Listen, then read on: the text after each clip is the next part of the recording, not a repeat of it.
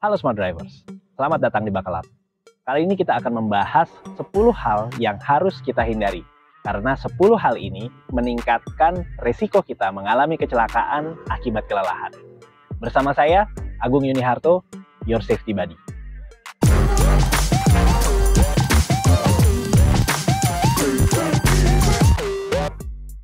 Yang pertama adalah kualitas tidur yang buruk. Cukup istirahat sebelum perjalanan tentunya akan membuat kita lebih fit ketika akan mengemudi, terutama ketika kita akan melakukan perjalanan jauh. Tapi ketika kita kurang istirahat atau kurang tidur, bahkan untuk perjalanan jarak dekat pun bisa meningkatkan risiko kita mengalami kelelahan. Yang kedua, distraksi saat mengemudi. Saat ini, hampir semua mobil sudah dilengkapi sistem hiburan yang beragam, bukan cuma radio atau musik, tapi juga sudah termasuk audiovisual. Tentunya kita tidak bisa mengemudi sambil menikmati audiovisual, misalnya sambil menonton YouTube. Nah, tentunya itu akan meningkatkan risiko kita, juga akan membuat kita lebih lelah. Gangguan pada saat mengemudi ini akan memecah konsentrasi kita dan tentunya bisa membuat kita menjadi lebih cepat lelah dan pada akhirnya meningkatkan risiko kita mengalami kecelakaan akibat kelelahan. Posisi duduk yang tidak ergonomis. Posisi duduk yang ergonomis akan menyangga tubuh kita sepenuhnya. Artinya kursi akan menyangga seluruh berat badan tubuh kita dan juga berat badan kita akan terbagi merata sehingga tidak ada tekanan di satu titik. Ketika kita tidak duduk, artinya tidak menyetel kursi dengan baik, akan membuat kita lebih cepat lelah dan pada akhirnya risiko mengalami kecelakaan juga akan meningkat. Kadang-kadang ada orang yang nyetel posisi duduk ke posisi yang nyaman, terlalu nyaman, bahkan sampai bisa membuat dia tertidur.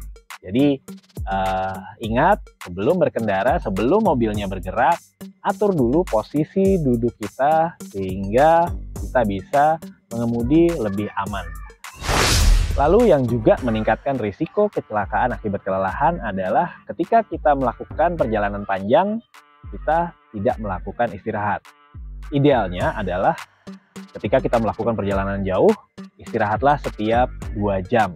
Artinya dalam perencanaan perjalanan kita bisa mengukur 2 jam kita sudah sampai di titik mana, kurang lebih 2 jam ya, kita sudah sampai di titik mana, kemudian kita bisa beristirahat tentunya dengan nyaman di tempat yang kita pilih, misalnya restoran yang makanannya enak, atau ternyata 2 jam kita melewati tempat wisata, dan itu akan membantu perjalanan kita, satu, jadi lebih menyenangkan, yang kedua, istirahat kita juga bisa lebih optimal, karena begitu mengemudi lagi kita sudah lebih fresh, dan akhirnya menekan risiko kecelakaan akibat kelelahan.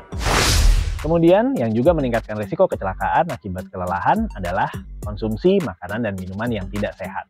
Makanan-makanan yang memiliki kandungan gula yang tinggi atau juga terlalu banyak mengkonsumsi kafein dan juga misalnya kurang meminum air putih sehingga badan kita mengalami dehidrasi tanpa kita sadari, itu juga membuat kita menjadi cepat lelah.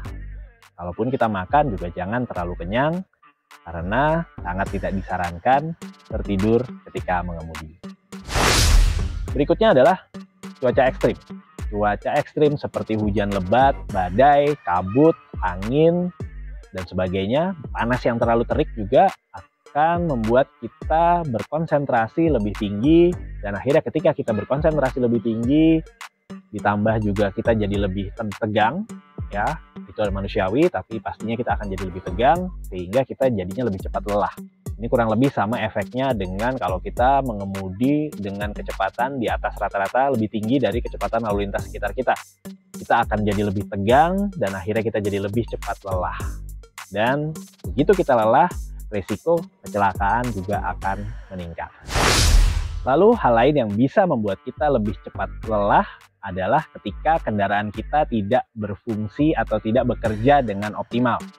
Misalnya mesinnya terasa ngadat, kemudian misalnya setirnya goyang-goyang karena bannya nggak balance, atau juga karena kita membawa barang terlalu berat, mobilnya juga keseimbangannya juga kurang baik. Yang pasti ketika kondisi kendaraan tidak optimal seperti ini, itu akan membuat kita lebih tegang dan akhirnya kita akan juga menjadi lebih cepat lelah. Untuk mencegahnya, ya sederhana, lakukan perawatan kendaraan dengan baik dan juga lakukan pre-trip inspection setiap kali kita akan melakukan perjalanan. Karena tentunya dengan melakukan pre-trip inspection yang videonya bisa Smart Drivers dapatkan di channel ini, kita bisa mendeteksi lebih dini apakah kendaraan kita mengalami kerusakan atau adanya tanda-tanda parts yang harus diganti. Sehingga ketika kita akan melakukan perjalanan jauh, mobil kita atau kendaraan kita akan berada dalam kondisi yang prima dan optimal, sehingga kita juga lebih santai, lebih tenang ketika mengemudi. Berikutnya, hal yang bisa membuat kita lebih cepat lelah atau menyebabkan kita lelah ketika mengemudi adalah stres. Stres ini bisa muncul dari dalam diri kita atau dari lingkungan sekeliling kita. Misalnya, kalau kita dari dalam diri kita sudah membawa masalah karena pekerjaan, karena situasi di rumah. Atau juga kita stres karena situasi dalam perjalanan. Nah, ketika kita akan melakukan perjalanan, misalnya mudik, nah, kita bisa melakukan perencanaan perjalanan. Nah, di dalam perencanaan perjalanan itu salah satunya yang kita pertimbangkan adalah apakah ada kemungkinan kita mengalami kemacetan ketika melakukan perjalanan. Kalau macet, di mana titiknya, dan juga spare waktu perjalanannya akan seperti apa, dan di mana kita harus istirahat. Jadi, dari faktor dari luar tidak bisa kita hindari, tapi kita bisa siasati. Dan juga yang paling penting adalah mindset. Ya, ketika kita sudah tahu bahwa mudik pasti macet. Jadi ya kita buat suasana perjalanan itu semenyenangkan mungkin, ya macet kita jalani dengan senang.